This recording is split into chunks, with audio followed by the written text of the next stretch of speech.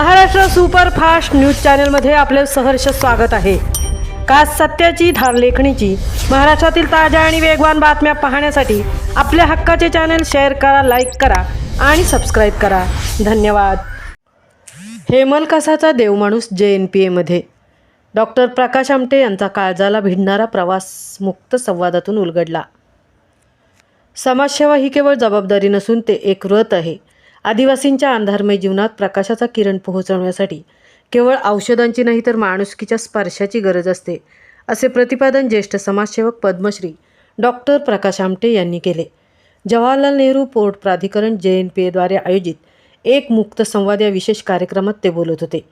सोमवार दिनांक 12 जानेवारी 2026 रोजी JNPA टाउनशिपमधील बहुउद्देशीय सभागृहात हा सोहळा अत्यंत भावूक आणि प्रेरणादायी वातावरणात संपन्न झाला।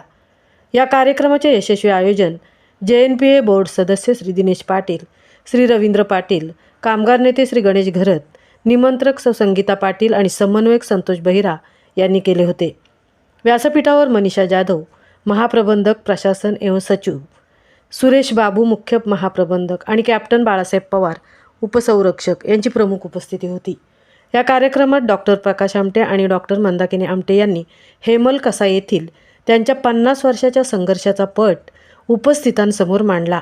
आदिवासी बांधवांना आरोग्य, शिक्षण आणि आत्मनिर्भरता प्रदान करताना आलेल्या अडीअडचणी आणि त्यातून मार्ग काढताना मिळालेला आनंद त्यांनी व्यक्त केला। या कार्यक्रमाच्या वेळी डॉक्टर आमटे दाम्पत्यांची साधी राहणी आणि उच्च विचारसरणी प्रकर्षाने दिसून आली। त्यांच्या साधेपणाने आणि सहज सुंदर संवादाने उपस्थितांना अक्षरशः मंत्रमुग्ध केले। त्यांनी विचारलेल्या प्रश्नांना उत्तरे देताना जीवनातील साधी पण महत्त्वाची तत्त्वे उलगडली। या कार्यक्रमासाठी JNPAचे अधिकारी, कर्मचारी, विविध क्षेत्रातील मान्यवर आणि असंख्य श्रोते मोठ्या संख्येने उपस्थित होते। डॉक्टर आमटे यांच्या प्रत्येक वाक्यावर सभागृहात टाळ्यांचा कडकडाट होत होता। त्यांचा प्रेरणादायी प्रवास ऐकून अनेक उपस्थितांचे डोळे पाणावले।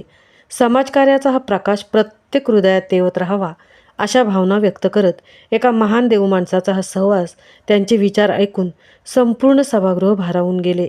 वाटत होते हा संवाद कधीच संपू नये। अनेकांना जगण्याची नवी उमेद मिळाली।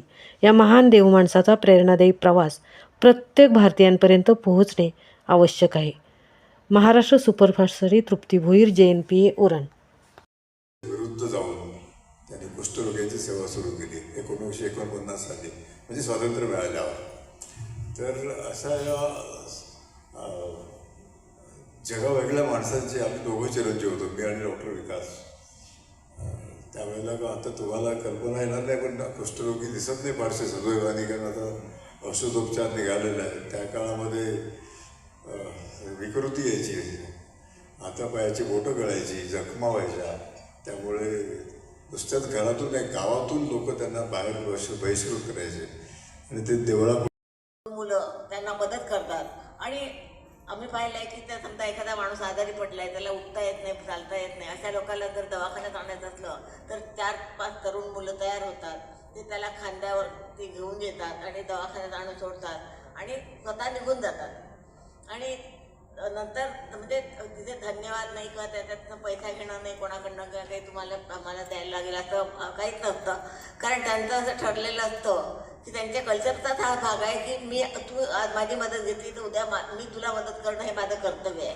त्यामुळे एकमेकाला मदत करणं हे ते आपलं कर्तव्य समजतात आणि त्यामुळे धन्यवाद म्हणण्याची त्यांच्यामध्ये पद्धत नाही, धन्यवाद हा शब्दच नाही।